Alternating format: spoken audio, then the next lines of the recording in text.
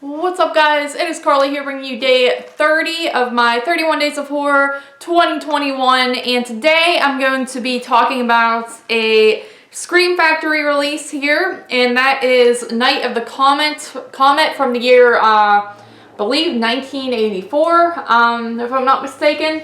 And this is a film. This was a first time watch for me. I didn't really know what to expect from it. I didn't really know much about it, and by the cover, I just didn't really know if I was going to like it, and reading into it, I saw it was kind of a zombie movie, and I'm not a huge fan of those, so I really just wasn't sure if this was going to be my cup of tea. But basically the movie itself is about this town. They are all kind of waiting on this comet to come through. It's a very rare comet that only comes, you know, however many years, and so everyone's really excited to kind of watch it. It's like this huge event for all of them, and essentially the comet ends up hitting, and after the fact, the next day, pretty much everyone is wiped out besides a few select people, being these girls and this one guy. And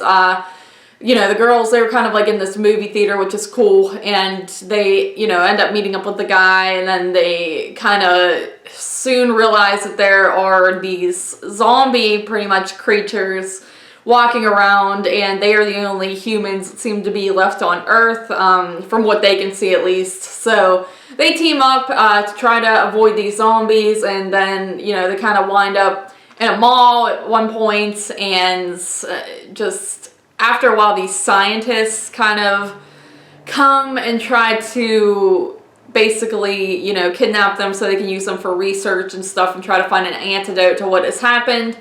So yeah, there's a lot going on in this movie. I will say I was really into it at first. I was like, wow, this is exactly something that I would love. You know, it's like got that great 80s fun vibe to it. Like I said, there's like a movie theater setting at the start that I always dig. I always love that setting in films. The look of the movie is great. Once the comet hits, it's just very orange hues throughout the entire town, and it's just super bright and very mesmerizing and kind of just disturbing in a way. Like the haze is just, it feels very unnatural.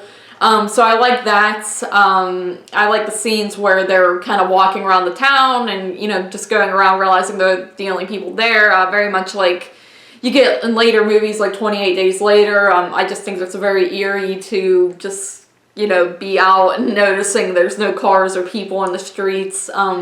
So I really like that. I like your main characters. You know, the girls are a lot of fun, and special effects on these zombies are pretty good too. You know, they're kind of in between basic and well done, if that makes any sense, but I think they're rather effective for what they are.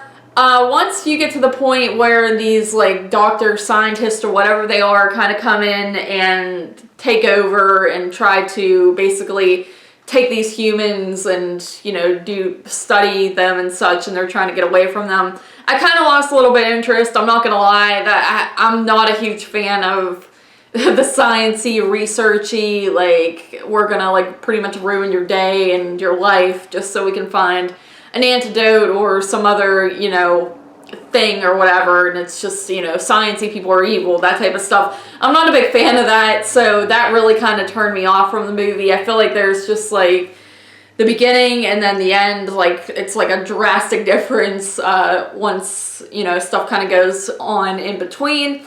So for that, my rating went a little bit down. I was at like an 8 out of 10. I would probably give this a 7 out of 10 at this point, just because my enjoyability just went down as the movie kind of progressed and the storyline kind of played out. So 7 out of 10. I think it's still a good movie. I still think it's a fun film, and I would recommend it to people for sure. Just a fun little 80s movie, turn your brain off type of film. But like I said, there are just aspects that I didn't really care for too much as the movie goes on. So I give it a 7 out of 10. Thank you guys once again for joining me here for day 30 of my 31 Days of Horror 2021. And I'll see you tomorrow for the final day, being day 31.